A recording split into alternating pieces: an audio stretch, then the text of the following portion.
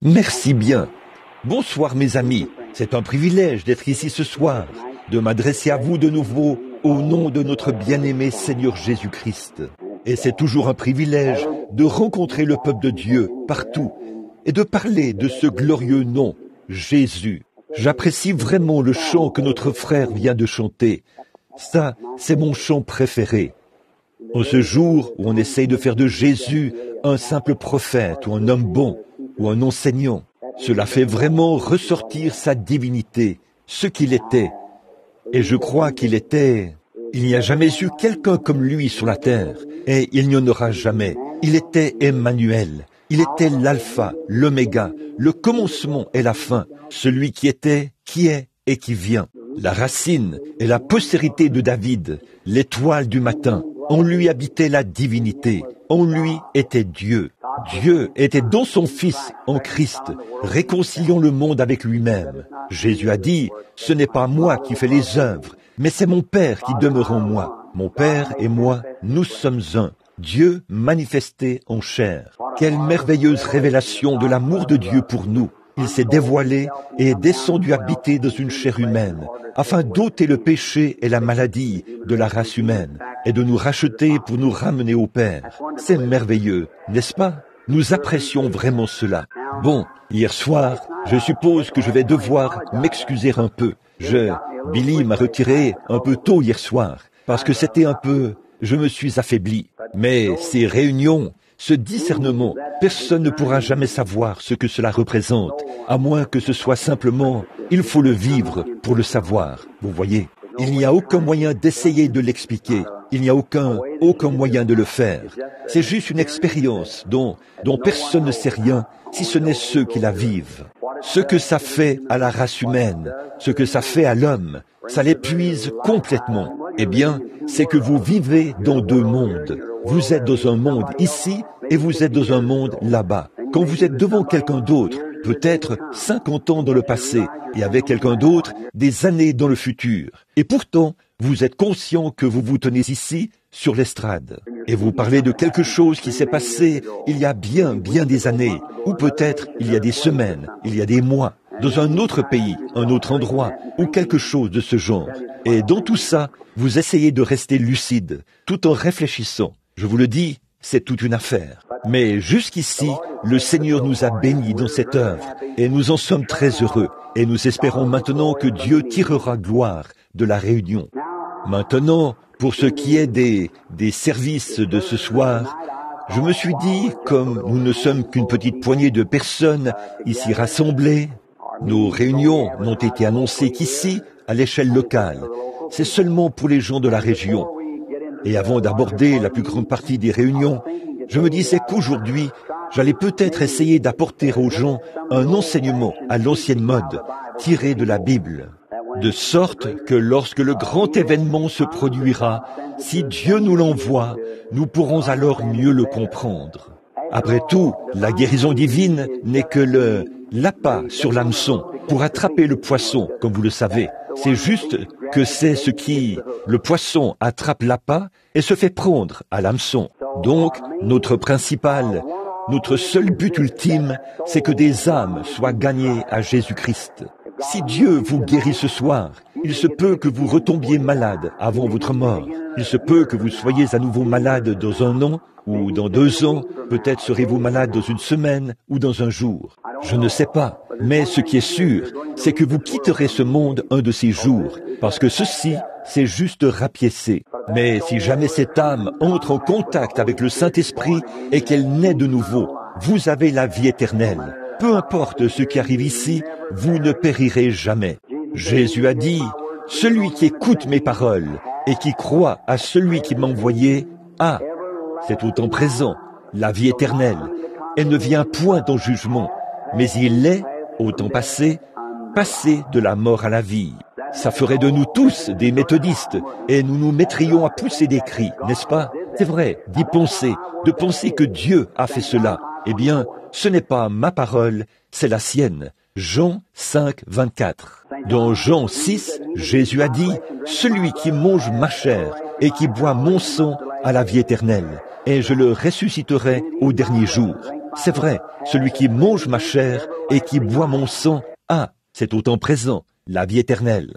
Eh bien, cette éternelle, cela ne va pas juste d'un réveil à l'autre, mais cela dure toute l'éternité. Et maintenant, quant à certains d'entre vous, les ministres, qui sont assis là, vous savez que cette vie éternelle vient du même mot qui signifie la vie de Dieu. Le mot Zoé est un mot grec qui signifie la vie même de Dieu. C'est alors que nous devenons un fils ou une fille de Dieu, un descendant de Dieu, ayant en nous une partie de la vie de Dieu. Nous ne pouvons pas plus périr que Dieu peut périr, même si nous essayons de le faire. Nous avons donc la vie éternelle et nous serons ressuscités au dernier jour. N'est-ce pas merveilleux?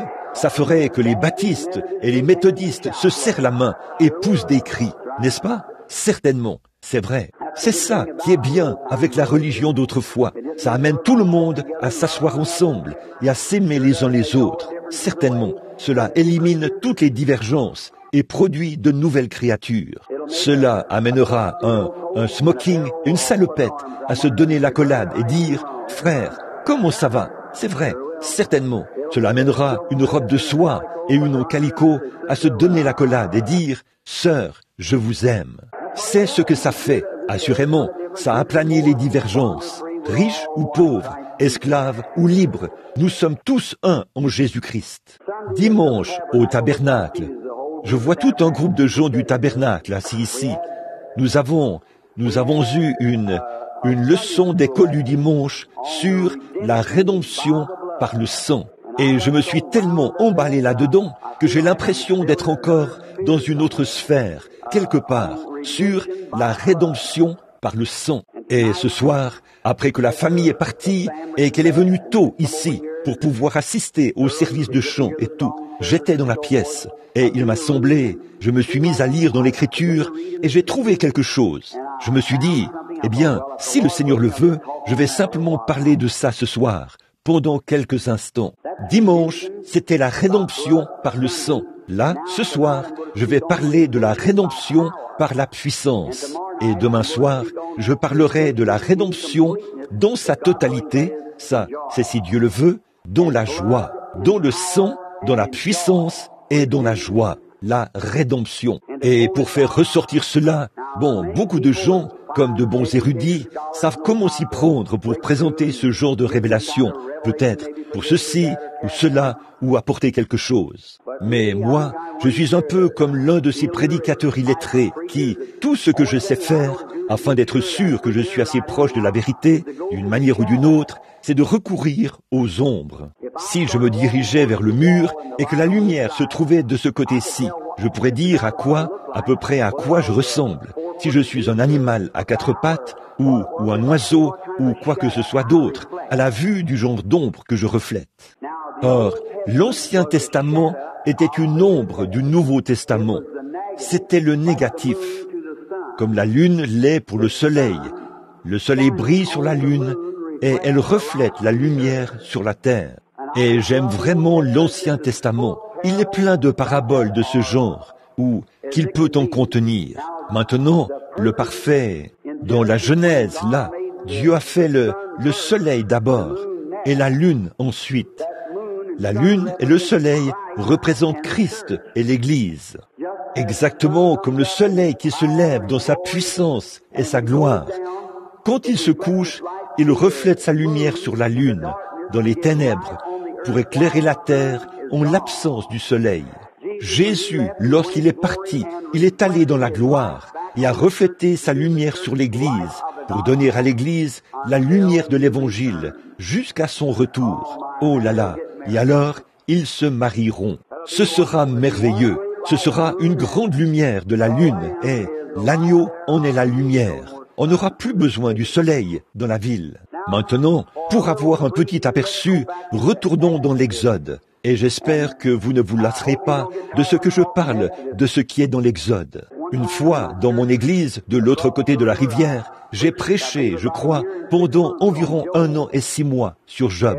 Tous les soirs, les gens revenaient. Je prenais juste un petit passage de Job pour continuer, et nous faisions voir cela d'un bout à l'autre de la Bible. Toutes les Écritures concordent l'une avec l'autre. Il n'y a aucune contradiction dans la parole de Dieu. Non, monsieur, elle est parfaite d'un bout à l'autre. C'est le seul livre qui a jamais été écrit, qui est inspiré comme ça, qui peut parfaitement...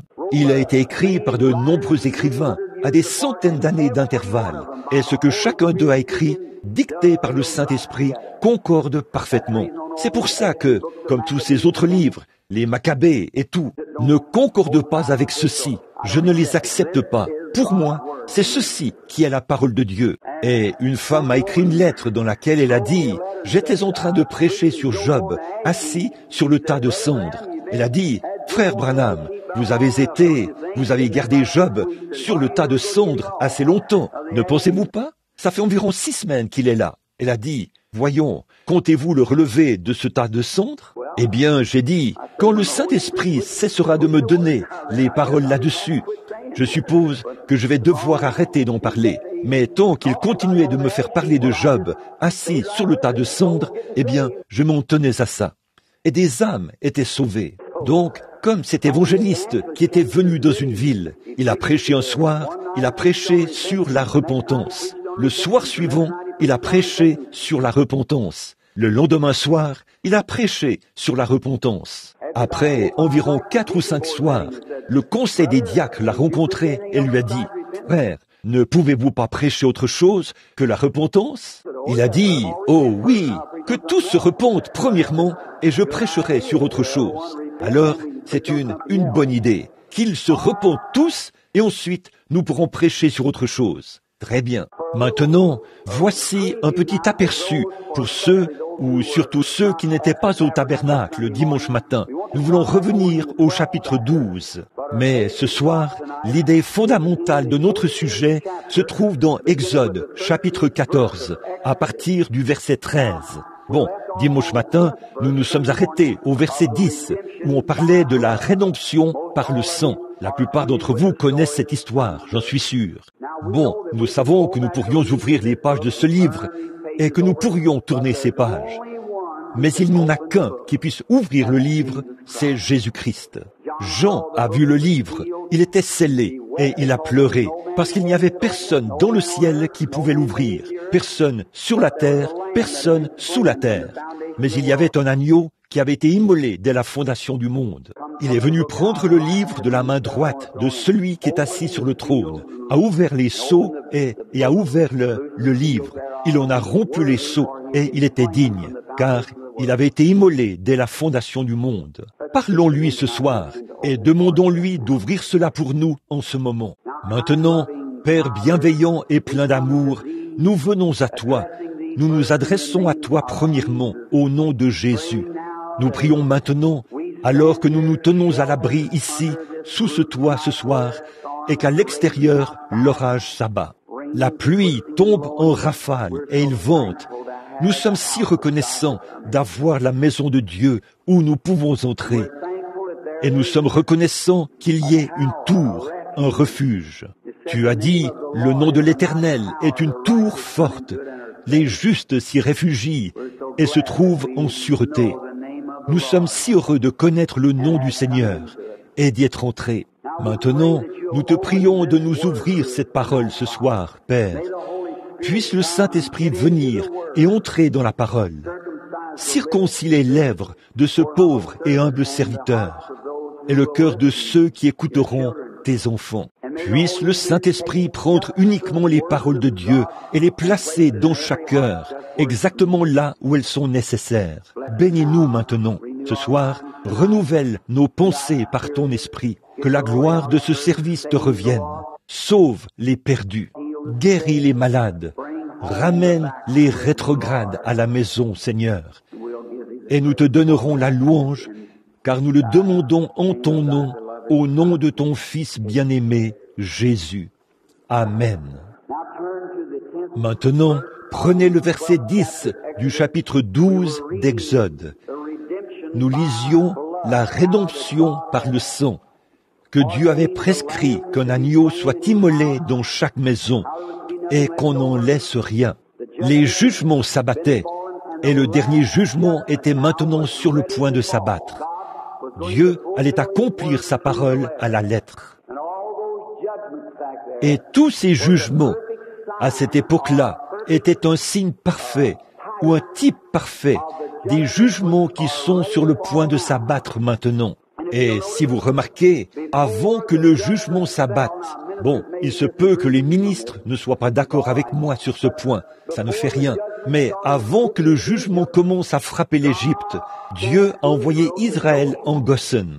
Ils étaient en Goshen et aucune plaie n'a été déversée sur eux. Un type parfait de l'Église qui est transporté à travers la tribulation. Vous voyez? Très bien. Ensuite, là, la dernière plaie qui a frappé la terre ou qui a frappé l'Égypte, c'était la mort. Vous tous ici, qui êtes des lecteurs de la Bible, qui connaissez vos leçons d'école du dimanche et tout, on a peut-être abordé ça bien des fois. Mais la mort était le dernier ennemi qui a frappé l'Égypte. Et le dernier ennemi qui va maintenant frapper l'Église, c'est la mort, sur le plan spirituel. Ceux qui refusent de suivre Christ par le baptême du Saint-Esprit vont se dessécher et mourir spirituellement. Les églises, c'est ce qu'on voit en ce moment. Après que de très nombreuses réunions de réveil grandioses et de grands évangélistes ont parcouru le pays, pourtant l'Église, c'est-à-dire l'Église sur le plan politique, continue toujours d'empirer. Ses membres vivent comme bon leur semble, font tout ce qu'ils veulent. Ils prétendent cependant être des chrétiens et disent que tout va bien pour eux. Être chrétien signifie être semblable à Christ. N'allez nulle part où vous ne voudriez pas être si Christ venait. Ne dites rien que vous ne voudriez pas dire quand Christ viendra. Ne faites rien que vous ne voudriez pas faire quand Christ viendra. Ne pensez à rien auquel vous ne voudriez penser quand Christ viendra. Tenez-vous-en à votre but. Gardez votre cœur centré sur le calvaire. Amen. Marchons dans la lumière comme il est lui-même dans la lumière, et nous sommes mutuellement en communion. Et le sang de Jésus-Christ, le Fils de Dieu, nous purifie de toute iniquité, c'est-à-dire les méthodistes, les baptistes, et nous tous ensemble. Cela fait que nous sommes tous un en lui. Alors, la dernière chose, c'était la mort. Et avant que cette mort frappe, une expiation avait été faite pour cette mort, pour tous ceux qui désiraient y échapper. Et une expiation avait été faite avant la première destruction du monde antédiluvien. Dieu avait Noé, un prédicateur de la justice, et il a prêché pendant 120 ans pour inviter les gens à entrer dans l'arche. Et pour ceux qui ont délibérément refusé d'y entrer, il ne restait plus que le jugement. Et aujourd'hui, vous les hommes qui refusez de marcher dans la lumière de Christ, vous avez rejeté la miséricorde. Alors, il ne reste plus que le jugement. C'est tout. Vous ne pouvez aller qu'à droite ou à gauche. Et c'est vous qui faites votre choix. Maintenant, nous voyons qu'avant que cette nuit des plus terribles arrive, Israël avait reçu l'ordre, et ça nous l'avons déjà vu, de tuer l'agneau. Dieu a mené son Église dans un exode. Il la faisait sortir d'Égypte pour l'amener dans le pays promis. J'aime ça. Ils allaient là-bas pour prendre possession du pays. Dieu leur avait donné le pays et pourtant il était entièrement entouré de grands bâtiments imposants et de clôtures. Et quant aux murailles qui entouraient Jéricho, les chars pouvaient y faire des courses. Réfléchissez un peu à ça. Pourtant Dieu avait dit, je vous l'ai donné, c'est à vous. Mais il fallait qu'il procède au nettoyage, qu'il nettoie cela. C'est ce que Dieu a fait aujourd'hui. Il a donné à chacun de vous, à tous ceux qui le désirent, le baptême du Saint-Esprit. Mais vous devez y aller et posséder cela, c'est tout. Aplanir les divergences, renverser les murs, commencer à avancer là-dedans et recevoir cela. Vous dites, le pasteur a dit, ce n'est pas pour nous aujourd'hui. Continuez simplement à marcher et allez plus loin que cela. Maman a dit, je vais te chasser de la maison. Allez plus loin que cela. Mon mari a dit, je vais te quitter. Allez plus loin que cela. C'est tout. Il faut aller posséder cela. C'est tout. La guérison divine, c'est pour chacun de vous. Chacun de vous qui êtes assis ici ce soir et qui avez le cancer, des problèmes cardiaques, quoi que ce soit d'autre, Dieu a fait la promesse. C'est à vous, mais vous devez aller posséder cela. Bon, vous dites, eh bien, je ne me sens vraiment pas très bien. Ça n'a rien à voir. La promesse est à vous. Dieu vous l'a donnée. allez-y et tuez les Philistins d'un bout à l'autre. Éliminez tous les Héviens et les Amoréens. Tuez-les tous. Allez-y, emparez-vous-en. Dieu a dit, c'est à vous, allez prendre cela. Mais il n'a pas dit, bon, je vais y aller et tout balayer et vous bâtir de belles villes et faire en sorte que vous ayez la vie facile. Il n'agit pas comme ça. Il vous le donne, mais vous avez quelque chose à faire. Il est assez bon pour vous donner un pays. Il a dit qu'il vous aiderait et qu'il serait avec vous. Allez vous en emparer. Et si vous êtes malade ce soir, infirme, aveugle, sourd, muet ou quoi que vous soyez, allez vous en emparer. Dieu a dit que c'était à vous. C'est votre possession. Dieu vous l'a donné. Il leur avait dit qu'il leur donnerait ce pays. Il a envoyé un ange devant eux pour s'occuper du voyage, pour les amener là où le pays se trouvait. Regardez ces espions, quand ils y sont allés. 10 d'entre eux sont revenus et ont dit, « Oh, nous n'y arriverons pas, c'est impossible. » Eh bien, nous sommes des scientifiques et nous avons examiné la chose. C'est impossible, selon la science. Nous ne pouvons pas le faire. Mais il y avait 2 hommes. L'un s'appelait Josué et l'autre s'appelait Caleb. Ils ne regardaient pas à l'aspect scientifique de la chose. Ils regardaient à ce que Dieu avait dit. Ils ont dit, nous en sommes capables. C'est vrai. Et ils ont ramené la preuve que c'était un bon pays. Je suis si heureux de cette preuve, pas vous, qu'il y a un bon pays juste au-dessus de nous. Et nous sommes en route ce soir. Alléluia. Très bien. Voici qu'ils étaient là, juste avant la rédemption. Dieu a exigé des enfants d'Israël de tuer cet agneau s'ils voulaient être certains d'être protégés et de mettre le sang sur le linteau, la partie supérieure de la porte, comme ceci, et sur chaque poteau. Puis ils devaient entrer et manger cet agneau, sans rien en laisser. Remarquez, l'agneau en entier, pas seulement une partie. Il fallait le manger sans rien en laisser. Certains disent, je vais juste prendre cette partie-ci et je vais croire cette partie-ci. Mais vous devez prendre cela en entier, chaque parcelle de cela. Vous dites, oh, je crois qu'il était blessé pour nos péchés. Mais pour ce qui est par ses meurtrissures, je n'en sais rien. Nous le voulons entièrement. Chaque morceau de cela doit être mangé, sans rien en laisser. Certaines parties sont difficiles, mais nous devons les manger de toute façon. C'est ce que Dieu a dit. Remarquez le verset 10 maintenant. Vous n'en laisserez rien jusqu'au matin. Et si l'on reste, le matin, il sera brûlé au feu. Ainsi donc, rien de tout cela ne doit rester. Tout. Là, il a dit, quand vous en mangerez, ne le mangez pas cru ou détrempé, mais vous devez le manger bien cuit. J'aime ça. Les gens essaient de manger la parole de Dieu et ils la consomment comme si elle était crue. Ils la mâchent, la recrachent et tout. Ils disent, oh, je ne peux tout simplement pas l'accepter. Je ne peux pas la supporter. Ce n'est pas suffisamment cuit. C'est tout. Il a dit, faites-le cuire au feu. Le feu représente le Saint-Esprit.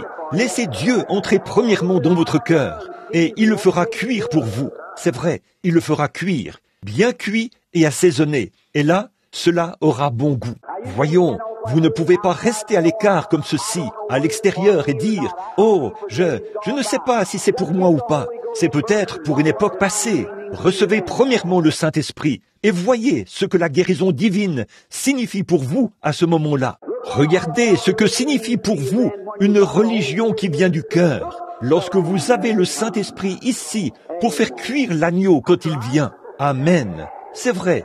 Faites cuire l'agneau premièrement, et vous devez avoir du feu pour le faire cuire.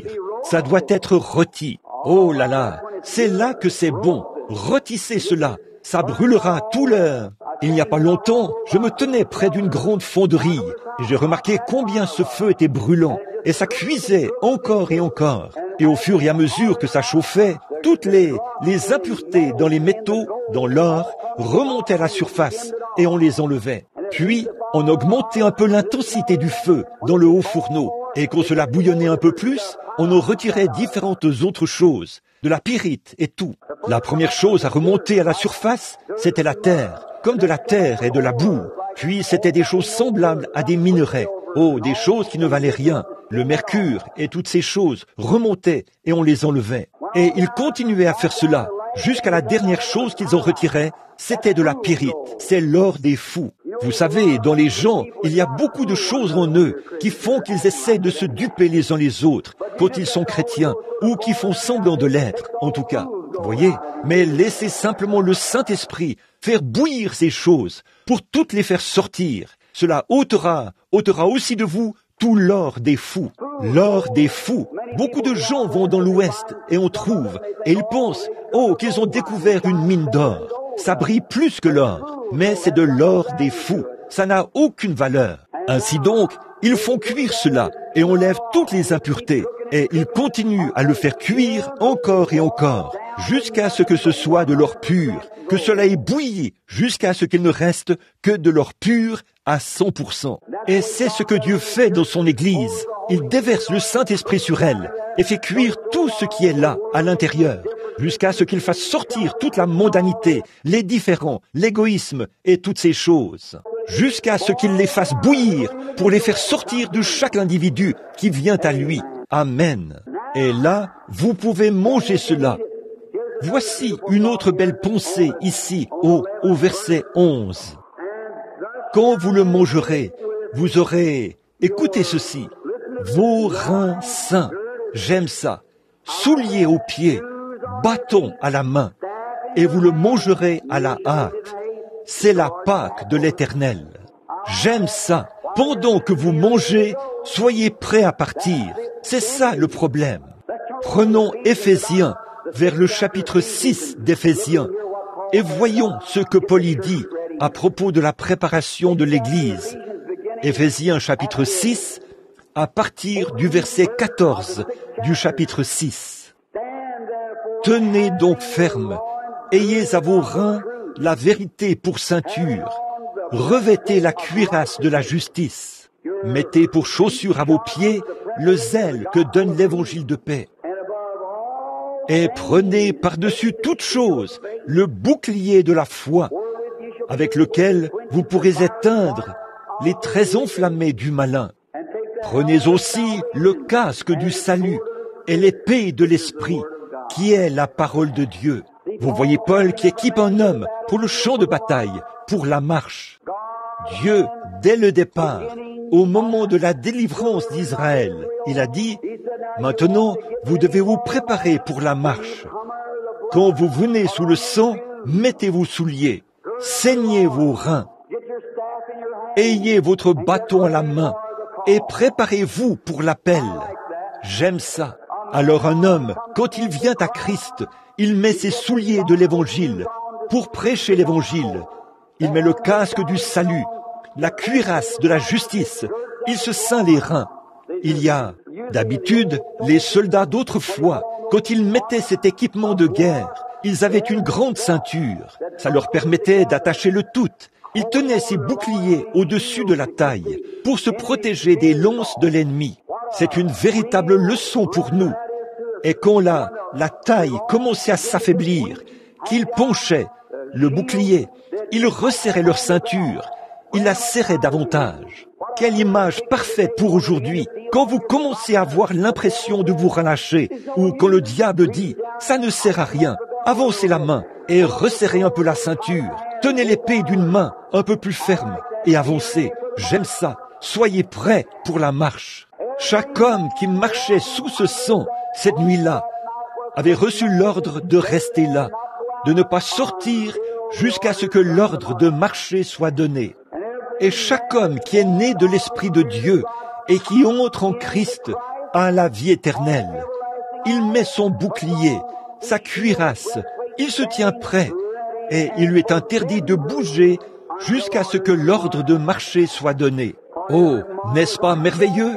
N'êtes-vous pas content d'en être entièrement revêtu ce soir, vous, les soldats? Autrefois, il y avait un conducteur de chant au tabernacle. Notre chanson thème était « La lutte fait rage, ô soldats chrétiens, que chacun garde bien son rang, l'armure qui luit contre l'ennemi, le bien et le mal sont en jeu. La lutte fait rage, mais restez tranquilles. Courage, et dans sa force, tenez bon. Si Dieu est pour nous, sa bannière sur nous, Oui, nous chanterons le chant de la victoire. Beaucoup de ces vieux saints sont dans la tombe, mais un de ces jours, là-bas, dans un nouveau monde, quand ils viendront dans le pays promis, la bannière de la croix sera sur nous, et nous chanterons le chant de la victoire. Là, nous serons assis au souper des noces ce soir-là, autour de la table, cette grande table, longue peut-être de 160 000 kilomètres, et les saints lavés par le sang seront assis autour de cette table. Je veux marcher le long de la table et serrer la main de chacun d'eux. Amen, en poussant des cris. Vous voulez m'entendre crier? Attendez que j'arrive là-bas. Regardez-moi, je ne suis pas encore assez grand pour cela. Mais remarquez, nous sommes en marche maintenant. Préparez-vous, nous partons. Voici un tableau triste avant que nous arrivions à notre leçon proprement dite. Ça se trouve au verset 38, là. Écoutez, et une multitude de gens de toute espèce montèrent avec leurs troupeaux. C'est là qu'Israël a fait une erreur. Le surnaturel s'était produit. Des gens non convertis les ont suivis à cause du surnaturel, ce qui a fini par leur attirer des ennuis. C'est ce que nous remarquons par la suite ici, vers le verset 42 et le verset 43. Le Seigneur, lorsqu'il avait parlé à Moïse, avait dit « Personne d'autre que ceux qui étaient sacrifiés pouvaient manger le sacrifice, ou plutôt que ceux qui avaient été circoncis. Aucun étranger, aucune personne du dehors, personne d'autre que ceux qui avaient été circoncis ne devait en manger. » Et quelle honte nous avons aujourd'hui, en ce jour-ci, mes amis bien-aimés, de voir qu'à l'Église, tous ceux qui font partie de l'Église prennent la communion. Et c'est mal. Seuls ceux qui sont rachetés, c'est uniquement ceux-là qui en sont dignes.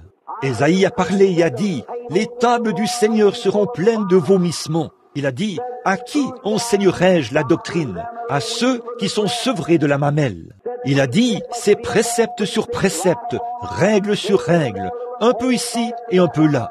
Et retenez ce qui est bon. » C'est Dieu qui parlait, sachant qu'en ce jour où nous vivons, l'Église serait tellement politisée qu'on laisserait tout et n'importe qui entrer. Tant qu'ils auraient leur nom dans le registre de l'Église, ils seraient membres, ils prendraient la communion. Et la Bible dit, « Celui qui en mange et qui en boit indignement est coupable envers le corps et le sang du Seigneur. » Jean chapitre 13, c'est Jésus qui parle. Dans 2 Corinthiens chapitre 11, Paul a dit des années plus tard que celui qui mange et boit ceci indignement sera coupable envers le corps et le sang du Seigneur. Que chacun s'éprouve soi-même, a-t-il dit, avant de prendre cela. Je suis en train de citer l'Écriture, c'est vrai. Celui qui mange et boit sans discerner le corps du Seigneur, mange et boit un jugement contre lui-même. Et c'est pour cela qu'il y a parmi vous beaucoup de malades et d'infirmes, et qu'un grand nombre sont morts. Assurez-vous que vous êtes en règle avec Dieu. Voici que c'est présenté ici, par l'ombre, que ce n'est réservé qu'aux circoncis. Peu importe combien un homme était loyal, combien il était l'Église juive, il fallait qu'il soit un prosélyte. Il fallait qu'il soit un vrai croyant circoncis pour pouvoir prendre la communion ou manger la Pâque. Oh, combien nous avons dévié aujourd'hui. Maintenant, dépêchons-nous là, et Dieu les a fait sortir ce soir. Nous prenons maintenant le verset 13 du chapitre 14. Dieu leur avait donné la colonne de feu qui les précédait. Je pense qu'ils en ont la photo ici ce soir, et je le dis avec respect, sincèrement, ce que j'en pense, alors que nous sommes dans ce groupe ici ce soir, c'est qu'elle est ici avec nous ce soir. La même colonne de feu qui a conduit les enfants d'Israël est devant nous, opérant les mêmes signes et prodiges. Et tout enseignant ici, ou tout spécialiste de la Bible, sait que l'ange qui accompagnait Israël et qui les conduisait au pays promis, c'était l'ange de l'Alliance, c'est-à-dire Jésus-Christ. Et aujourd'hui, Jésus-Christ, le même hier, aujourd'hui et éternellement, marche devant ce groupe que vous voulez traiter d'exalté, si vous le voulez. Très bien, il avance et conduit de victoire en victoire. Gloire à Dieu. Dans les nations, en ce temps-là, ils étaient méprisés, haïs, rejetés, repoussés par les nations et traités de tous les noms. C'est pareil aujourd'hui pour le vrai croyant. Vous, dans vos églises, vous savez que quand vous prenez position pour Christ et que vous défendez la vérité, toute l'église dit, regardez-le, il a perdu la raison, il est devenu fou. Voyez, ne prêtez pas attention à ça, continuez à avancer. Vous êtes maintenant revêtus de toute l'armure et le sang vous précède, le Saint-Esprit vous conduit. Continuez simplement à avancer. Ne prêtez pas attention à ce que qui que ce soit vous dit. Fixez le regard sur le calvaire et continuez à marcher. C'est un beau type. Alors, ils étaient complètement sortis et remarquez maintenant, la rédemption par le sang les avait fait sortir de l'Égypte. Là, il leur fallait maintenant avoir quelque chose d'autre qui puisse les faire entrer dans le pays. Là, ils ne faisaient que commencer. Ils étaient sortis, ils avaient été circoncis, ils étaient venus sous le sang et ils étaient en marche. Alors, ils en étaient arrivés à quelque chose. Ils avançaient là, sachant qu'ils étaient passés de la mort à la vie. Ils savaient qu'ils avaient la vie éternelle. Mais les voici, ils étaient maintenant en route et les difficultés se sont mises à surgir. Voici l'armée de Pharaon qui est arrivée à leur poursuite pour les capturer. Les ennuis ont commencé. Écoutez, Dieu est pour nous un refuge et un appui, un secours qui ne manque jamais dans la détresse. Oh, j'espère que vous voyez cela. Voyez, le voici, sachez, mais écoutez le verset 13 maintenant. Moïse dit au peuple, ne craignez point.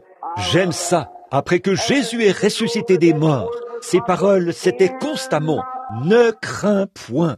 C'est ça, le problème de l'Église aujourd'hui. Vous avez terriblement peur d'échouer. Comment pouvez-vous échouer alors que vous êtes en Christ? Vous ne pouvez pas échouer. Vous avez la vie éternelle. Aucun démon de l'enfer ne peut vous ébranler. Vous avez la vie éternelle. Jésus l'a dit. Donc, n'ayez pas peur d'échouer. Vous dites, eh bien, j'ai peur de tomber dans le fanatisme. Moi, je préférerais avoir un peu de fanatisme plutôt que de rester là à ne rien faire. Ça, c'est sûr. Un homme qui fait quelque chose. On dit au sujet de Ballard ici qu'un homme est venu lui demander du travail. Et il a dit, signe ton nom ici. Il a sorti son crayon pour signer. Il lui a dit, où est ta gomme à effacer? Il a répondu, je ne fais pas d'erreur. Il a dit, je ne peux pas t'utiliser. Tu ne feras rien. C'est vrai. Si vous ne faites pas d'erreur, c'est que vous ne faites rien. Allons-y, frères. Soyons à l'œuvre, actifs. J'aime ce qu'a dit Longfellow ici. Ne me dites pas, en rythme mélancolique, que la vie n'est qu'un rêve creux, et que l'âme qui sommeille est morte, et que les choses ne sont pas ce qu'elles semblent être. Il a dit, oui, la vie est réelle, et la vie est sérieuse, et la tombe n'est pas sa fin, car poussière tu es, à la poussière tu retournes, n'a pas été prononcé pour l'âme. Soyons actifs, toujours à l'œuvre, le cœur vaillant, prêt à lutter, pas comme le bétail qu'il faut pousser, faire avancer. Soyez un héros. N'attendez pas que les gens vous convainquent de venir à Christ. Prenez position comme un homme ou une dame. Acceptez-le et avancez dans la victoire. Amen. C'est ce que Dieu veut. Des soldats robustes et prêts. Il se peut que vous ne pesiez pas 46 kilos, mais vous pouvez quand même avoir le teint rosé, frère, être rempli de puissance, si vous laissez Dieu agir selon sa volonté. J'ai vu des hommes qui pesaient 90 kilos, mais qui n'avaient rien d'un vrai homme en eux. C'est vrai, très bien. Remarquez, Moïse répondit au peuple, ne craignez rien, restez en place et regardez la délivrance que l'Éternel. C'est bien, continuez simplement à marcher, ne soyez pas effrayés. Si vous avez accepté Christ comme votre sauveur, continuez à avancer. Frère Branham, je veux le baptême du Saint-Esprit. Continuez simplement à avancer. Ne craignez rien. Vous dites, je suis malade en ce moment, frère Branham. Je ne peux pas aller plus loin. Ne vous lassez pas. Continuez simplement à avancer. Voyez le salut de notre Seigneur. Acceptez-le. Continuez simplement à avancer. Comment cela va-t-il se passer? Le médecin m'a abandonné. Eh bien, cet homme a fait de son mieux. Mais Dieu n'a pas encore fait de son mieux. C'est vrai. Juste un instant, écoutez-le maintenant. Très bien.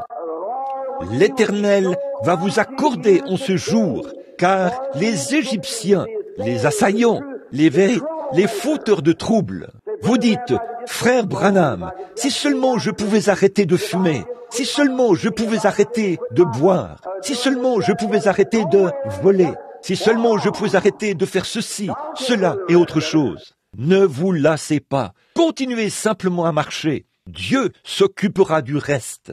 Si j'étais sûr de pouvoir le faire, frère Branham, j'accepterais Christ maintenant même. Ne vous en faites pas, continuez à avancer, continuez simplement votre chemin. Vous verrez le salut du Seigneur. Car les Égyptiens que vous voyez aujourd'hui, vous ne les verrez plus jamais. Amen. Ce sera réglé au bout de quelque temps. L'Éternel combattra pour vous, et vous, soyez un, gardez le silence. L'Éternel dit à Moïse, « Pourquoi ces cris? Parle aux enfants d'Israël, et qu'ils marchent. » J'aime ça. N'essayez pas de dire, disons, « Eh bien, j'ai adhéré à l'Église il y a 10 ans, frère Branham. J'étais un bon membre loyal. C'est très bien, j'apprécie cela. Mais avançons ce soir.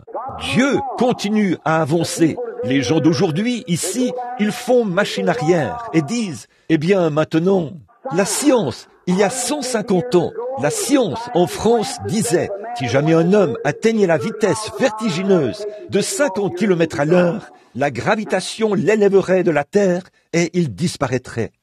50 km à l'heure? Il roule maintenant environ 2500 km à l'heure. On n'entend jamais la science faire référence à cet homme-là. C'était très bien à son époque, mais on vit à une autre époque maintenant. C'est vrai. Mais nous, les prédicateurs, oh non, la guérison divine? Maintenant, laissez-moi voir ce que Saint Moody, Finney, Knox, Calvin et d'autres ont dit à ce sujet. C'était très bien à leur époque, mais nous avançons, nous allons de l'avant.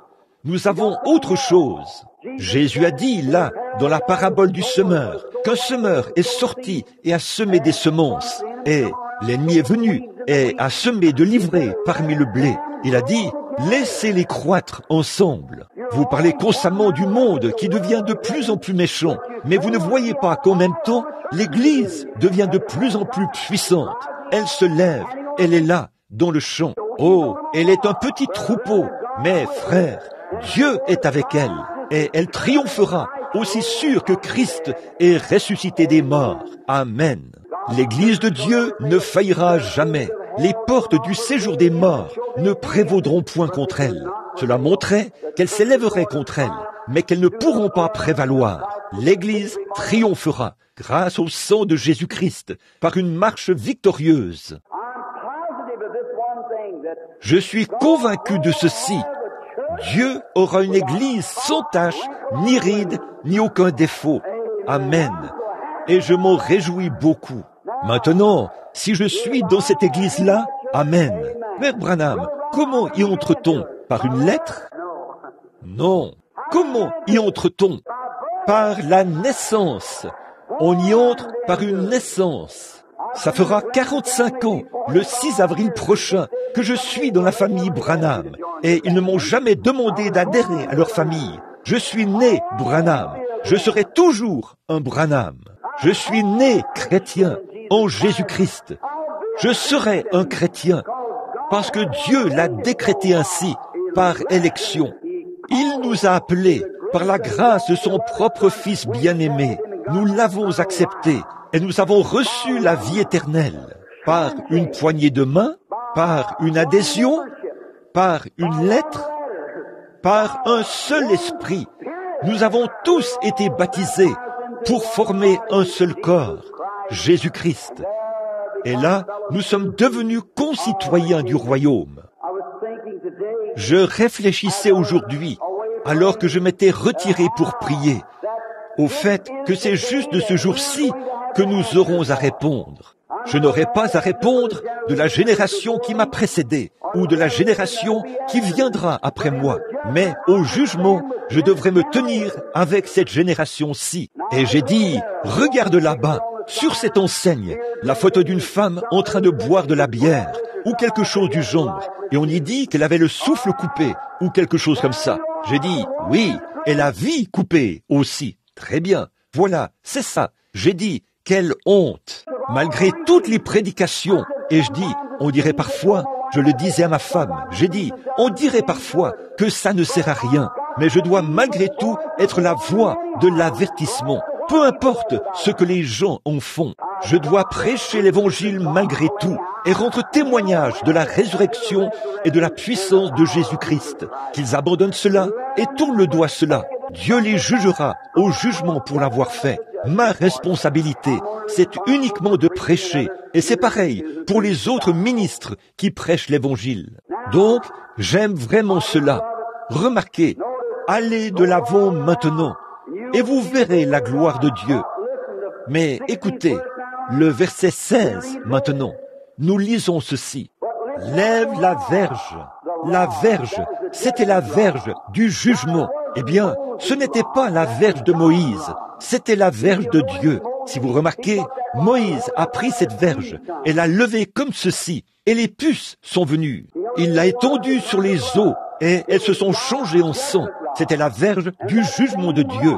Et cette même verge, saisissez cela, c'est avec cette même verge qu'il a frappé le rocher, et un creux s'est formé sur le côté du rocher, et de l'eau est sortie du rocher. Eh bien, ce rocher, c'était Christ, et c'était le jugement de Dieu. Le jour où tu en mangeras, ce jour-là, tu mourras. Il a frappé Christ au calvaire, et a subi cette mort amère et atroce. Aucun homme ne pourrait jamais décrire ce que c'était, ou ne le fera jamais. Là, Dieu a placé tout le jugement divin sur lui et l'a frappé sur le côté. Et de son côté sont sortis de l'eau, du sang et l'esprit pour notre rédemption. Les gens peignent des tableaux où ils le représentent parfois avec une robe autour de lui ou quelque chose du genre sur la croix. Ce n'est pas vrai. Ils ont dépouillé cet homme et lui ont fait subir tout ce qu'il y avait de plus grossier et vulgaire. Mais il fallait qu'il le vive. Il était là, lui, le plus élevé et le plus fidèle de tout ce qui a jamais été ou sera. Et voilà qu'il était exposé, nu, sur la croix, blessé, frappé, saignant, couvert de crachats moqueurs qui pendaient sur son visage, ayant sur sa tête une couronne d'épines en guise de moquerie. Mais c'est là qu'il a vaincu la mort, le séjour des morts, le péché, la maladie et la tombe, et qu'il a payé le prix pour nous tous. On dit souvent, de temps en temps, c'est à ce moment-là qu'il a arraché l'aiguillon de la mort. C'est là que Paul a dit, « Ô mort, où est ton aiguillon ?» On m'a dit que beaucoup d'insectes, les abeilles et tout, ils ont un aiguillon, et que ces aiguillons sont venimeux. Mais une fois qu'ils piquent, ils perdent leur aiguillon. À un moment donné, la mort avait un aiguillon. Mais sur le calvaire, Christ a ôté l'aiguillon de la mort. Alléluia! Oh, quand j'y pense, là-bas, il a arraché l'aiguillon de la mort, pour moi et pour vous, tout l'aiguillon de la mort. Paul a dit, quand on était sur le point de le décapiter, dans la prison romaine, il a dit, « Mort, où est ton aiguillon ?» Il a indiqué le calvaire, et c'est là que l'aiguillon a été ôté de la mort. « Tombe, où est ta victoire ?» Il a dit, « Mes grâces soient rendues à Dieu, qui nous donne la victoire par notre Seigneur Jésus-Christ. » Amen. Très bien. La verge, le jugement, est-on là? Couvre-la, la mer, et fond-la. Et les enfants d'Israël entreront là, au milieu de la mer, à sec. Et moi, je vais endurcir le cœur des Égyptiens, pour qu'ils y entrent après toi. Et Pharaon et toute son armée, et les chars et les cavaliers, feront éclater ma gloire. Et les Égyptiens sauront que je suis l'Éternel, quand Pharaon et ses chars et ses cavaliers auront fait éclater ma gloire. L'ange de Dieu. Écoutez, resserrez le harnais maintenant. L'ange de Dieu qui allait devant le camp d'Israël.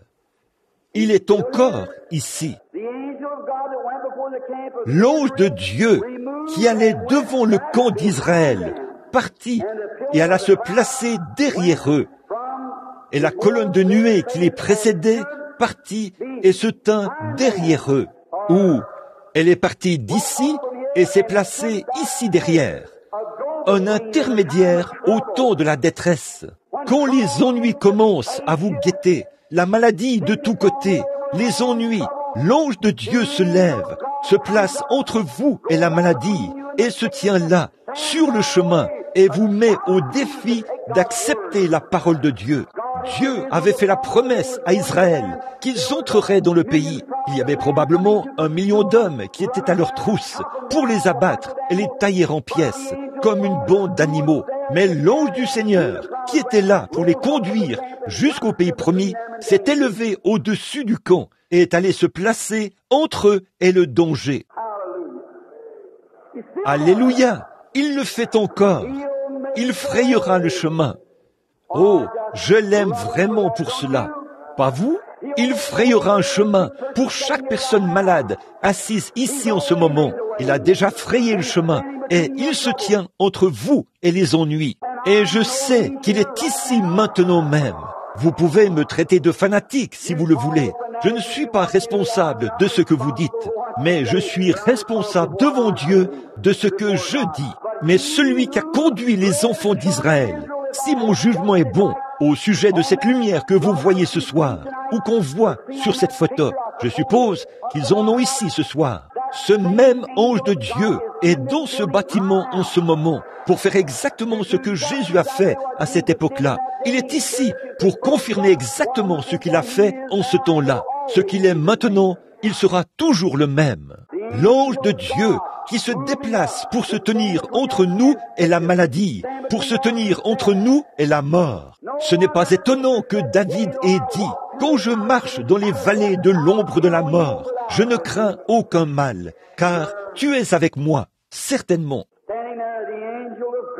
Il se tenait là, l'ange de Dieu allait devant le camp d'Israël. Puis il est parti et est allé se placer entre eux et l'ennemi. Et ce soir, l'ange de Dieu se tient entre chaque individu qui se trouve ici et l'ennemi. Je sais de quoi je parle.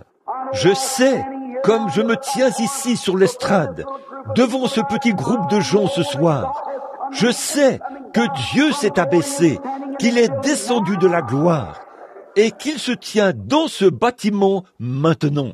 Si seulement vous prenez votre courage à deux mains pour vous avancer en vous appuyant sur la parole de Dieu, voyez s'il ne se déplace pas devant vous, observez. Et il s'est placé entre le camp et les Égyptiens. Il se place entre vous et votre maladie. Il se tient entre vous et vos péchés, maintenant même. Pourquoi? Nous sommes dans l'exode de l'Église.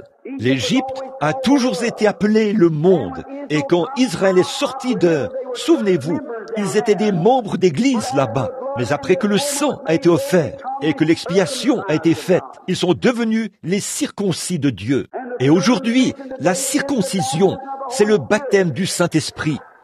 Vous tous, a dit Étienne, vous tous, incirconcis de cœur et d'oreille, pourquoi vous opposez-vous toujours au Saint-Esprit? Ce que vos pères ont fait, vous le faites aussi. Le Saint-Esprit a circoncis le cœur et on a retranché les choses du monde. Autrefois, l'Église de la sainteté à l'ancienne mode vivait cela, agissait comme cela, vivait comme cela. Mais aujourd'hui, elle est exactement comme le reste du monde. C'est une honte. Nous avons levé les barrières. Le vieux frère Spurgeon avait l'habitude de dire, un vieux prédicateur méthodiste de mes amis, il avait l'habitude de chanter un cantique. On a levé les barrières, on a levé les barrières, on a fait des compromis avec le péché, on a levé les barrières, les brebis sont sorties. Comment les boucs sont-ils entrés? Parce que vous avez levé les barrières. C'est ça, vous avez abaissé les critères de vie chrétienne. Parce que les séminaires ont fait éclore quelques prédicateurs et les ont envoyés pour qu'ils fassent des compromis avec la vérité. Mais le Saint-Esprit a toujours été là pour condamner le péché. Et ce soir, il se tient entre le croyant et les choses du monde. Amen. Elle se plaça entre le camp et les Égyptiens et le camp d'Israël. Cette nuée était ténébreuse d'un côté, et de l'autre, elle éclairait la nuit. Et les deux camps n'approchèrent point l'un de l'autre pendant toute la nuit. Observez la même chose, cette lumière qui avait été donnée à ce groupe de croyants-ci, aveuglait ceux-là. Très bien, mettez vos gilets anti-choc. Je vais lancer quelque chose. Écoutez, tout homme qui rejette la lumière devient aveugle et marche dans les ténèbres, parce qu'il n'accepte pas la lumière. Amen. Dieu envoie des ministres qui prêchent l'Évangile. Il envoie des signes et des prodiges parmi les hommes pour confirmer que c'est la vérité. Et quand les hommes rejettent cela, il ne leur reste plus que les ténèbres. Marchez dans la lumière pendant que la lumière brille, mon frère. Recevez la lumière. Christ est la lumière. Il est venu vous apporter la lumière. Mais ceux qui ont rejeté la lumière ont reçu les ténèbres. Et ce soir, tout homme et toute femme qui rejettent la lumière marchent dans les ténèbres et ne savent pas où ils vont. Il avance en titubant, mais il est très populaire auprès des gens. Mais on se demande où il en est dans la présence de Dieu. Remarquez ça, comme c'est merveilleux là. Pour les uns, il était lumière, et pour les autres, ténèbres. Alors, les Israélites, après que Moïse avait prié, ils pouvaient se coucher en paix. Maintenant, regardez bien. Moïse étendit sa main sur la mer, et l'Éternel refoula la mer par un vent d'Orient qui souffla avec impétuosité toute la nuit. Il mit la mer à sec, et les eaux se fondirent. Les enfants d'Israël allèrent au milieu de la mer à sec. Si vous remarquez, les enfants d'Israël qui étaient sortis des ténèbres et avaient accepté la lumière, quand ils ont eu des ennuis, la lumière s'est retournée et ils ont dormi toute la nuit. Et pendant qu'ils dormaient, Dieu a envoyé un vent qui a soufflé sur la mer, leur ouvrant un chemin pour s'échapper. Alléluia à l'agneau. Ce soir, je suis si heureux d'avoir été rempli du Saint-Esprit. Pendant que nous dormons, que nous nous réjouissons, que nous nous reposons sur la promesse de Dieu. Dieu leur a promis de fournir un moyen d'échapper. Et pendant qu'ils se reposaient sur cette promesse, Dieu était là, devant eux, en train de leur frayer un chemin. Ce soir, tout homme et toute femme qui accepteront Jésus-Christ sur cette base, le Saint-Esprit, pendant votre sommeil, pendant que vous vous reposez sur sa promesse. Peut-être que vous êtes infirme, peut-être que vous êtes aveugle, peut-être que vous n'entendez pas, peut-être que vous ne voyez pas, peut-être que vous êtes malade, vous avez des problèmes cardiaques, un cancer ou quelque chose. Vous êtes mourant. Acceptez la lumière ce soir et reposez-vous sur elle. Et le vent qui est venu comme un vent impétueux le jour de la Pentecôte descendra parmi toutes ces choses et vous frayera un chemin. Alléluia! Afin que vous traversiez cette vallée de la maladie et que vous reveniez dans le pays de la santé. Vous traverserez ce pays des religions froides, formalistes, enchaînées, indifférentes. Un cœur rempli du Saint-Esprit, heureux, tout joyeux, plein de joie. Dieu montre sa puissance et c'est ce qu'il montrait. Excusez-moi, je parle trop fort. Il montre la rédemption par la puissance. Il a montré le sang là-bas pour une chose. Ici, il a montré sa puissance par son sang, par la rédemption. Il a montré sa puissance pour échapper à la mort par le sang. Il a montré sa puissance pour fournir un moyen d'échapper par la rédemption de la puissance. Et aujourd'hui, vous qui avez accepté, amen, vous qui avez accepté le sang de Jésus-Christ pour vous purifier du péché, la puissance du Saint-Esprit est ici pour vous conduire au baptême du Saint-Esprit. La puissance de Dieu est ici pour vous transformer, vous faire passer de la maladie à la santé. Dieu continue à avancer dans l'exode de son Église. Elle commence à fleurir et après un moment, Dieu rassemblera son grain. C'est merveilleux. Elle sort des ténèbres pour entrer dans la merveilleuse lumière. Nous aimons vraiment cela. J'aime vraiment cela. ce que cela signifie pour mon âme ce soir. Mes amis, vous, je parlais aujourd'hui à un homme qui m'a rencontré quand j'étais dehors. Il a dit, j'ai essayé de le dire aux gens. Il a dit, j'ai beaucoup changé, Billy, depuis que tu étais jeune. Il a dit, tu avais l'habitude de venir me dire à mon bureau que je devrais me mettre en règle avec Dieu. Je devrais être en règle avec Dieu. Et il a dit, je me moquais un peu de toi. Mais a-t-il dit, Billy, les choses ont changé maintenant. Il a dit, je sais maintenant de quoi tu parles. Je me suis dit, gloire à Dieu. Il a dit, j'essaye d'en parler aux autres. A-t-il dit, ils changent de sujet et se mettent à parler d'histoires drôles dans le journal ou quelque chose comme ça. Oh, ce n'est pas moi. Ce gars-là, qui vit au coin de la rue, il pourrait mourir. Il est le suivant. Peut-être que son numéro est le suivant. Et nous ne savons pas quel numéro est le suivant. C'est peut-être le vôtre ce soir, mon ami. Ceci pourrait être le moment où Dieu vous appelle. Dieu, le glorieux Saint-Esprit, qui se tient ici ce soir, entre la mort et la vie, qui se tient ici ce soir, entre la maladie et la santé. Je sais de quoi je parle. C'est vrai, en ce moment même, le même Saint-Esprit que vous ressentez maintenant, chaque personne née de nouveau ressent forcément cet esprit dans la pièce.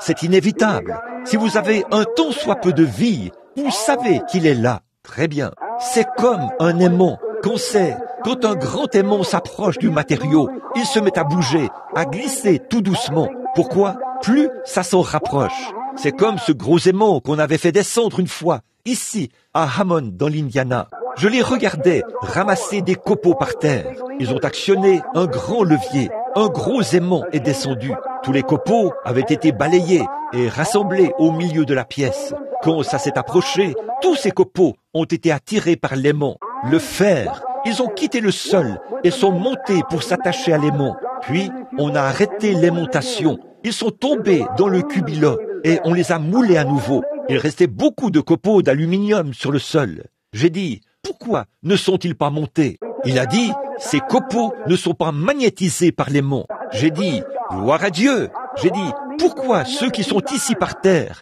ne sont pas montés? Ce morceau de fer, si. Il a dit, si vous remarquez, c'est fixé là par un boulon. Et c'est à peu près comme beaucoup de gens ce soir, mes amis. Vous êtes devenus un membre d'église, mais vous n'avez pas été magnétisé par le baptême du Saint-Esprit. Et vous laissez quelque chose vous enchaîner, une divergence d'opinion. Ça vous enchaîne.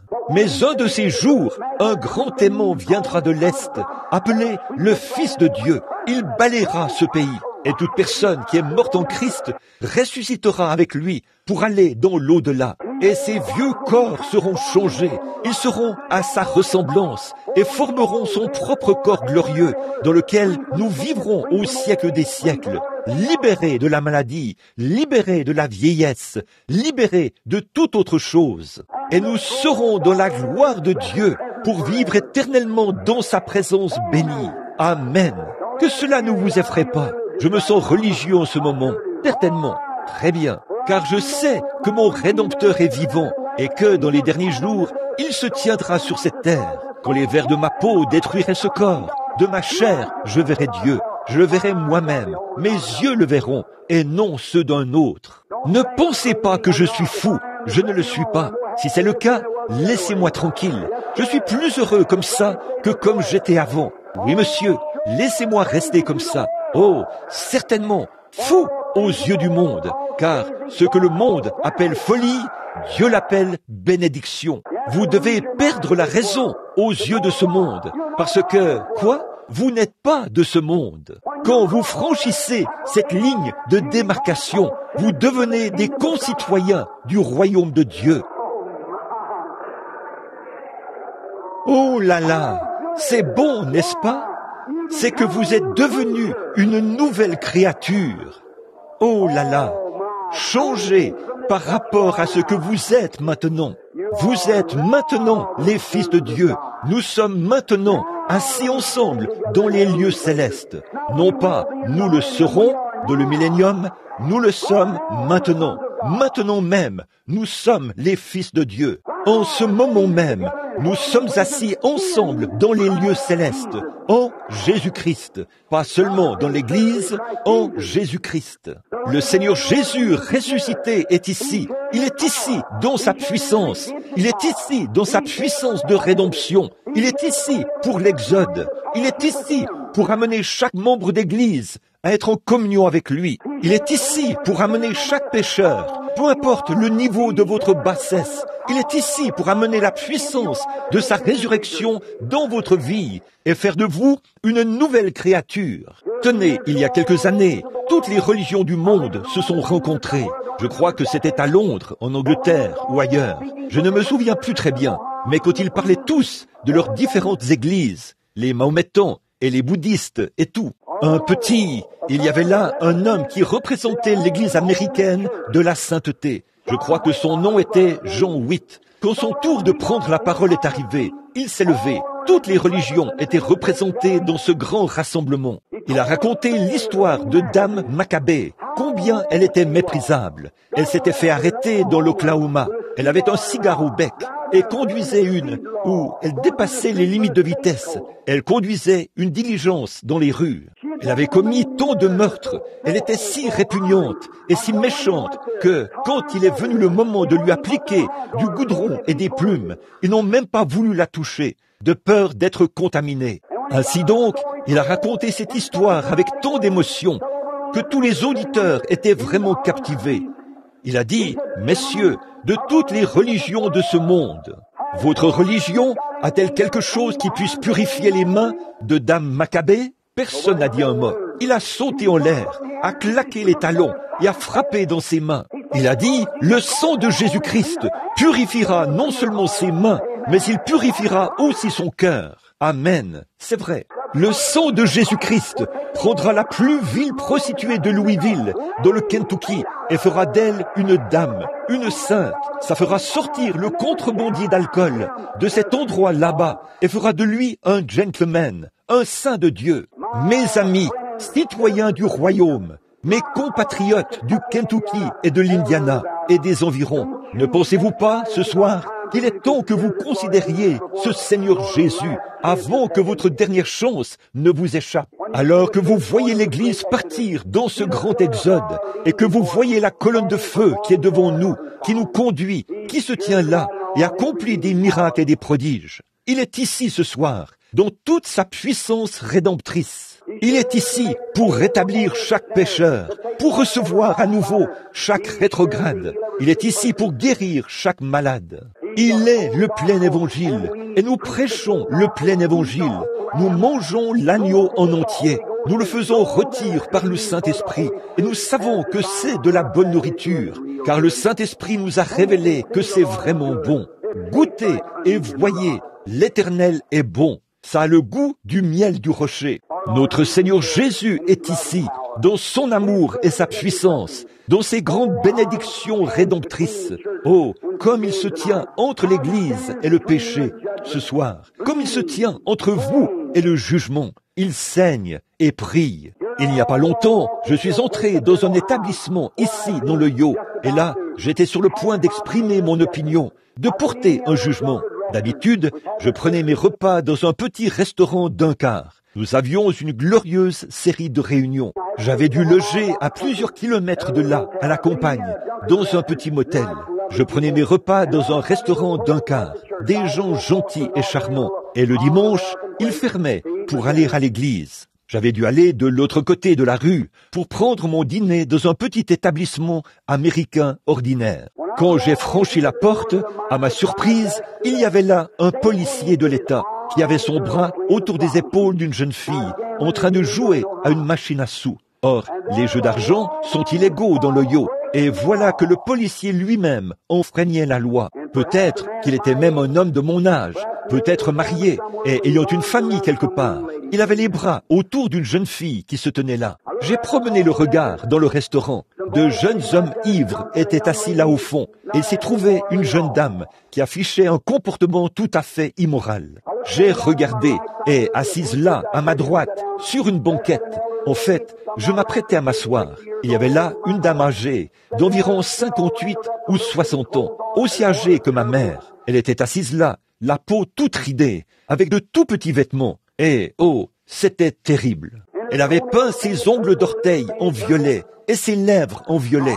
C'est le spectacle le plus horrible qu'on ait jamais vu. Elle avait les cheveux coupés, très courts, avec des franges comme ça, et elle buvait. 2 hommes étaient assis avec elle. Ils étaient assis là, horribles à voir, ivres, et l'un d'eux était couché sur les assiettes de la table. Et quand ils se sont excusés pour aller aux toilettes, je me suis tenu là. Je me suis dit, « Oh Dieu, comment peux-tu supporter ça? Comment peux-tu regarder une chose pareille?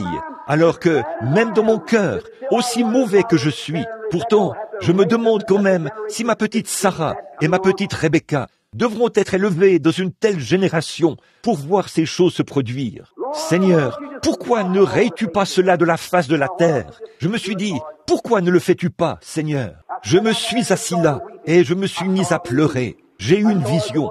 J'ai vu, pour ainsi dire, le monde tournoyer dans les airs. Et il y avait un arc-en-ciel autour de ce monde. Et quelqu'un qui me parlait a dit, ça, c'est le sang de Jésus-Christ qui entoure ce monde et qui l'empêche de le détruire. Si jamais Dieu voit le péché, le jour où tu en mangeras, ce jour-là, tu mourras. Chaque homme qui est sous ce sang que voilà a son libre arbitre. Il peut faire son choix. Mais si jamais vous mourrez et que votre âme va au-delà de la miséricorde de ce sang, vous êtes déjà jugé avant d'arriver là-bas. Il ne reste plus rien pour vous. Puis je me suis vu.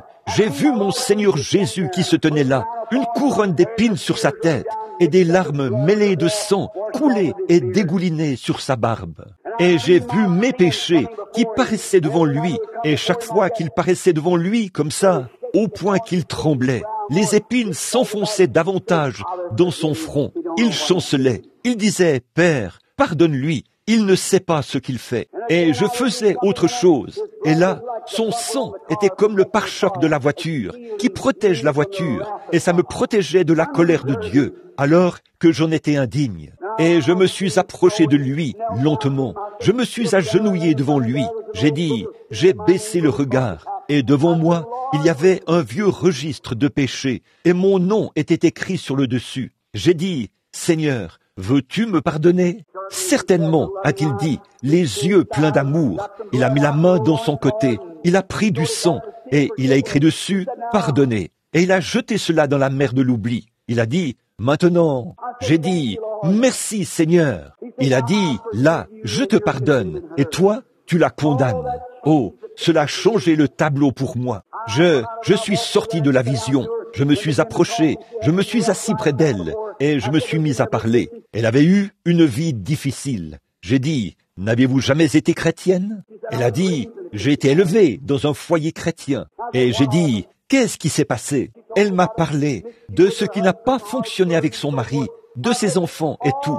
J'ai dit, « Pendant toutes ces années, vous n'avez jamais vécu en paix depuis que vous avez rencontré Dieu. » Elle a dit, « Monsieur, c'est la vérité. » J'ai dit, « Ne voulez-vous pas le recevoir maintenant même ?» Elle a dit, « Va-t-il m'accepter ?» J'ai dit, « Il frappe à votre cœur en ce moment. » Et nous sommes sortis de cette banquette. Et là, devant cet auditoire, nous nous sommes agenouillés sur le sol. Les machines à sous se sont arrêtées. Les jurons vulgaires se sont arrêtés. Et tout le reste. Et j'ai levé les mains, et mes mains, et ces pauvres mains ridées, et je l'ai conduite à Jésus-Christ. C'est vrai, c'est ça mes amis. Ne regardez pas Jésus. Peu m'importe ce que vous avez fait, combien vos péchés sont noirs, combien votre vie est sale. Dieu se tient là ce soir, et il frappe à la porte de votre cœur pour vous pardonner, qui que vous soyez. Courbons la tête un instant. Sœur, venez ici à l'orgue, voulez-vous? Père céleste, oh, je te prie maintenant, alors que le Saint-Esprit est en train d'agir dans le bâtiment, cherchons premièrement le royaume pour trouver grâce devant toi, et je crois qu'ensuite tu guériras les malades.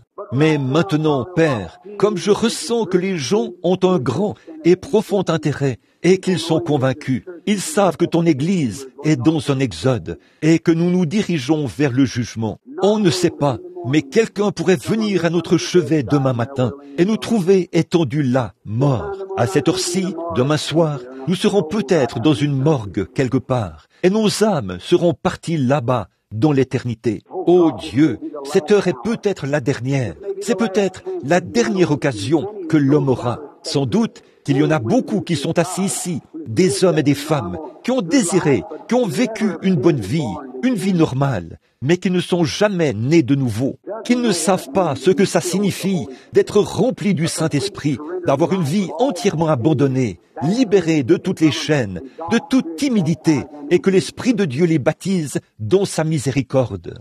Père bien-aimé, ne veux-tu pas ce soir, au nom de ton enfant bien-aimé, Jésus, agir dans chaque cœur et parler maintenant? Puissent-ils, dans la simplicité de leur cœur, élever leurs pensées vers toi, élever leur cœur et dire « Me voici, Jésus, prends-moi maintenant tel que je suis, façonne-moi et fais de moi quelque chose de différent. Fais de moi le genre d'homme que tu veux que je sois. Tout au long de ma vie, tu m'as parlé. Tu m'as parlé. Tu as essayé de m'amener à agir différemment. Tu as essayé de m'amener à m'abandonner. Mais maintenant, le jour est sur son déclin pour moi, Seigneur. Mais je suis prêt à venir maintenant. Accorde-le, Père, pendant que la miséricorde appelle avant le jugement. C'est l'exode de l'Église. Elle quitte l'Égypte. Puisse-t-il venir, marcher avec le grand groupe de ceux qui sont appelés à sortir. Nous le demandons en son nom. Et pendant que nous avons la tête inclinée, les yeux fermés, et que les chrétiens prient, je me demande si vous voudriez simplement lever la main pour dire « Frère Branham, souvenez-vous de moi. Je crois que chaque parole que vous prononcez au sujet de Jésus-Christ est la vérité, et nous avons tous besoin d'être remplis de l'Esprit, mais je ne le suis pas encore. J'ai été un membre d'Église, ou peut-être que vous ne l'avez jamais été. Peut-être avez-vous été un pécheur et que vous n'avez jamais accepté Christ. Ou vous avez été un membre d'Église, mais vous n'êtes pas né de nouveau. Voulez-vous lever la main pour dire « Pensez à moi dans votre prière, frère Branham, je veux me mettre en règle. » Que Dieu vous bénisse, que Dieu vous bénisse. Et vous, mon frère, et vous, sœur, et vous, frère, vous, frère, sœur, je vous vois. À ma gauche, il y en a combien ici? Levez la main pour dire « Souvenez-vous de moi, frère Branham, je veux naître. » Maintenant, souvenez-vous, c'est le Saint-Esprit qui vous parle. Si je suis le serviteur de Dieu, je sais, aussi sûr que je me tiens sur cette estrade, que le Saint-Esprit parle à des cœurs ici. Mes amis, je suis peut-être un peu bizarre à vos yeux, mais je ne suis pas un fanatique. Je sais de quoi je parle. Si je sais quel est votre problème, là, dans la salle, si je sais quelle est votre maladie, et que Dieu exauce ma prière à votre égard. Ici même, dans ce bâtiment, il y a des gens qui ont été guéris du cancer, de la cécité, de la surdité, des infirmités et tout. Regardez les réunions partout dans le monde. Qu'en est-il de vous maintenant? Qu'en est-il maintenant? S'il exauce ma prière à ce sujet, n'exaucera-t-il pas ma prière au sujet de l'état de votre âme? S'il me révèle quel est votre problème, ne me révélera-t-il pas maintenant quel est votre problème aussi? Combien d'autres lèveront la main pour dire « Frère Branham, souvenez-vous de moi, je veux, à ce moment-ci, demander à Dieu d'être miséricordieux envers moi. Que Dieu vous bénisse. Et vous, encore. Oh là là, partout dans le bâtiment, partout. Pendant que vous avez la tête inclinée, je me demande si vous, qui avez levé la main, vous avez encore juste un peu plus de grâce.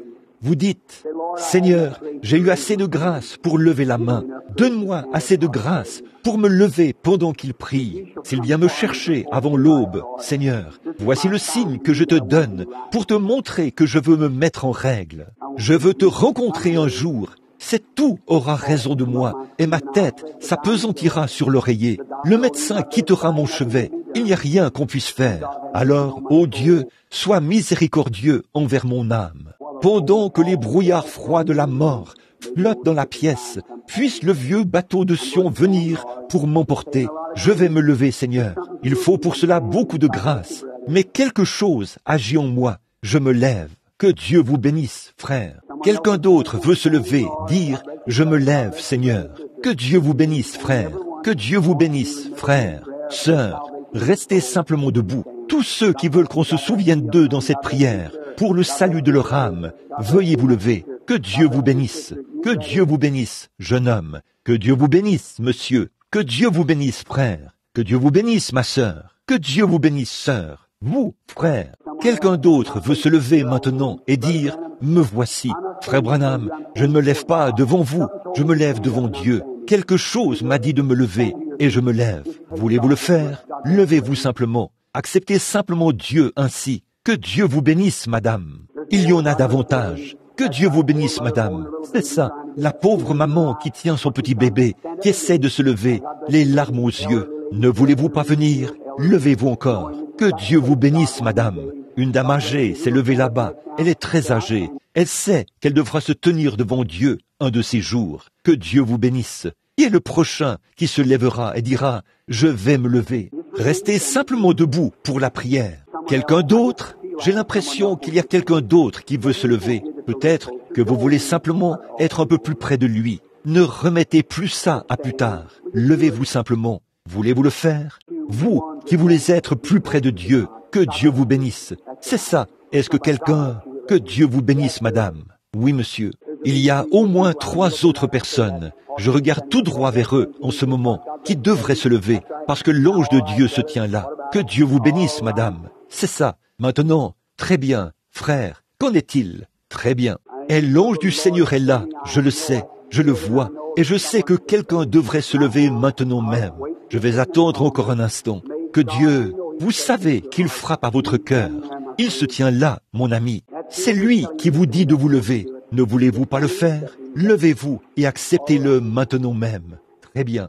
Êtes-vous sûr maintenant? Si Dieu vous appelait ce soir, au cours de cette réunion, cette prédication, cette invitation vous retrouvera là-bas quand vous mourrez. Qu'aurez-vous fait de cela? Si vous n'êtes pas sûr et certain, levez-vous maintenant, afin qu'il voie que vous voulez accepter, marcher dans la lumière. Maintenant, notre bienveillant Père Céleste, tes chers enfants que voici ont les cœurs attendris. La parole est descendue dans leur cœur ce soir. La foi vient de ce qu'on entend, et ce qu'on entend vient de la parole. Et tu as entendu, tu as adouci leur cœur. Beaucoup sont debout, des hommes et des femmes, des garçons et des filles. Ils t'ont confessé comme leur bien-aimé sauveur et conducteur. Et puisse l'ange de Dieu, qui est maintenant ici ce soir, puisse-t-il les guider dans la vie, puisse-t-il être guidé vers le calvaire maintenant même, dans leur cœur, et accepter Jésus comme leur sauveur. Puisse le Saint-Esprit, par le sang de Christ, descendre dans leur âme pour ôter toute indifférence et les remplir du baptême du Saint-Esprit. Que cette soirée soit la plus glorieuse de leur vie. Nous savons que c'est le cas, car ils te reçoivent ce soir. Accorde-le, Seigneur, maintenant même. Ce soir, puissent-ils repartir d'ici heureux et dans l'allégresse, louant Dieu de tout leur cœur. Je prie pour cette bénédiction au nom de Jésus-Christ. Maintenant, que le Seigneur vous bénisse alors que vous vous asseyez. Permettez-moi de vous demander maintenant, chacun de vous qui vous êtes levé et qui savez qu'il vous est arrivé quelque chose pendant que vous étiez debout, levez la main, levez simplement la main si vous savez qu'il s'est passé quelque chose. Que Dieu vous bénisse, que Dieu vous bénisse.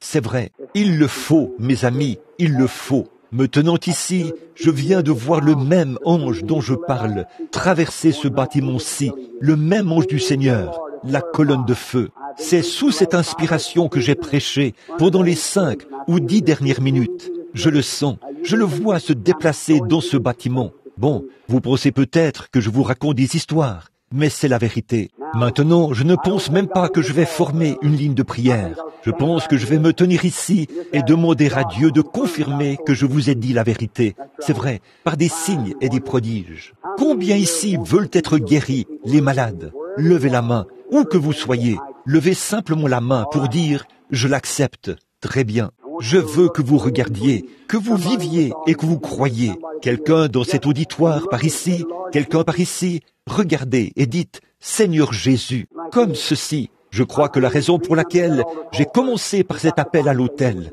c'est parce que nous devons trouver grâce devant lui. Ceci, c'est nouveau pour moi. Je dois premièrement trouver grâce devant lui. Alors, si j'ai trouvé grâce et rendu service, et vous, 1 ou 2 douzaines d'âmes sont venues à lui à l'instant, certainement, certainement. Maintenant, vous, chacun de vous qui venez à Christ, trouvez ensuite une bonne église remplie du Saint-Esprit et fréquentez-la. Et là, cherchez son baptême jusqu'à ce que vous l'ayez trouvé. Continuez simplement, chaque soir, chaque jour, continuez simplement à prier. Et quand vous regardez, maintenant, vous qui êtes malade, si je vous ai dit la vérité, Dieu attestera que c'est la vérité. C'est vrai, c'est le seul qui puisse le faire. Et Dieu le fera connaître si vous priez et que vous croyez cela de tout votre cœur. Regardez simplement et dites ceci. Quand l'ange du Seigneur est venu à moi là-bas, à Greens Mill, dans l'Indiana, il y a 8 ans, après m'avoir suivi depuis l'enfance et m'avoir donné des visions, quand je suis allé à lui, il a dit, « Si tu es sincère, que tu amènes les gens à te croire, rien ne résistera à la prière. » Alors, il pourrait faire pour vous maintenant la même chose qu'il pouvait faire en ce temps-là. Il est ressuscité des morts. Et il, là, l'auditoire, là, devant lui, il sait ce qu'il y a sur chacun de vous, ce que vous avez fait, ce qu'est votre problème, tout à ce sujet. Croyez-vous cela? Alors, croyez-le de tout votre cœur. J'ai remarqué un jeune homme qui est assis ici, qui croit, qui essaie de croire, qui a la foi. Croyez-vous que Dieu me fera savoir ce qui ne va pas chez vous? Vous croyez? S'il le fait, accepterez-vous votre guérison? Vous avez des problèmes cardiaques, pas vrai? Et si je vous disais maintenant que vous en êtes guéri, le croiriez-vous? Levez-vous un instant. Vous avez un cœur qui palpite et un souffle au cœur. Ça vous dérange depuis un certain temps. Le seul moment, quand vous vous allongez, ça vous étouffe. Vous avez beaucoup de battements, de palpitations, pas vrai? Parce que ça provoque une indigestion dans l'estomac et ça remonte par les veines. N'est-ce pas vrai? Ça ne vous dérangera plus. Gardez simplement ce que vous avez en ce moment. Vous pouvez rentrer chez vous et être en bonne santé. Je ne lis pas dans vos pensées. Je vous suis parfaitement inconnu.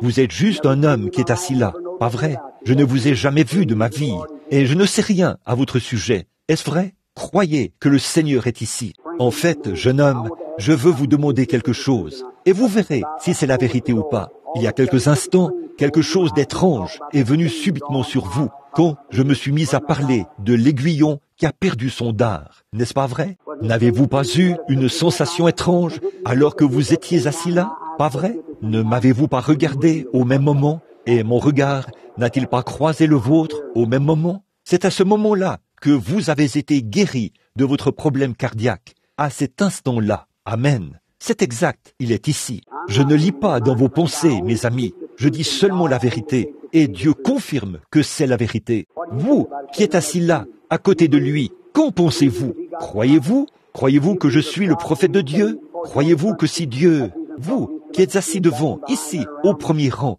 c'est pour ça que je vous parle autant. L'Esprit est là derrière, autour de moi. Mais croyez-vous que si je réussis à contacter votre esprit, Dieu révélera ce qui ne va pas? Accepteriez-vous votre guérison? Vous êtes diabétique, pas vrai? Levez la main si c'est la vérité. Levez-vous. Acceptez-vous votre guérison maintenant? Que le Seigneur Jésus-Christ vous guérisse complètement. Que Dieu vous bénisse. Ayez la foi. Quelqu'un croit par ici. Ayez la foi de tout votre cœur.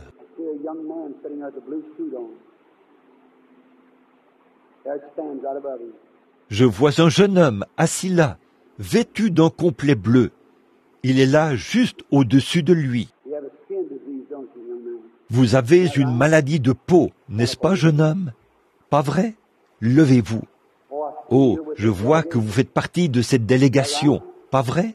Eh bien, voulez-vous rentrer chez vous guéri? Levez la main et dites, Seigneur Jésus, je crois maintenant que c'est l'ange du Seigneur qui conduit, et je crois que je suis guéri. Qu'en pensez-vous, l'homme qui est là, à côté de lui? Croyez-vous aussi? Levez-vous un instant pour que je puisse vous regarder. Vous croyez que je suis le serviteur de Dieu de tout votre cœur? Vous voulez vous remettre de ce problème cardiaque? C'est ce que vous aviez, n'est-ce pas? C'est ce que vous aviez. Et je dis, vous ne l'avez plus maintenant. Vous aussi, vous pouvez rentrer chez vous. L'homme qui est à côté de lui, qu'en pensez-vous, monsieur? Croyez-vous de tout votre cœur? Croyez-vous que je suis le prophète de Dieu? Levez-vous. Croyez-vous de tout votre cœur maintenant?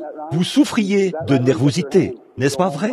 Voyez, pas vrai? Levez la main. Vous pouvez rentrer chez vous guéri maintenant. Jésus-Christ vous guérit. Qu'en est-il du suivant? L'homme qui est là, dans la rangée. Croyez-vous de tout votre cœur? Levez-vous. Croyez-vous que je suis le prophète de Dieu, que je suis son serviteur? Vous croyez qu'il me dira, ce qui ne va pas chez vous pour que vous acceptiez votre guérison, c'est dans votre gorge. Pas vrai? Rentrez chez vous et soyez guéris au nom de Jésus-Christ. N'importe qui d'autre dans ce bâtiment qui veut être guéri peut se lever et recevoir sa guérison. Si vous m'avez cru en tant que serviteur de Dieu, levez-vous. Que Dieu vous bénisse. Problèmes gynécologiques, cancer, les voilà qui s'en vont. Que Dieu soit béni. Chacun de vous, levez la main vers Dieu. Notre Père Céleste, je condamne maintenant toute maladie dans ce bâtiment. Je chasse tout mauvais esprit et puisse le Saint-Esprit prendre le contrôle maintenant et guérir chaque personne. Imposez-vous les mains les uns aux autres et dites « Gloire au Seigneur » partout. Réjouissez-vous et soyez heureux, car Jésus-Christ est ici, l'agneau de Dieu, pour vous guérir tous.